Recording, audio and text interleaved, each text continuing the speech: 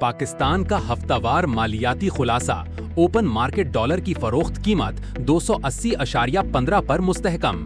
Inter bank dollar rates 3 April کی اختتامی قیمت 279.10 پر کمی، 2 اپریل کی اختتامی قیمت 279.11 پر کمی۔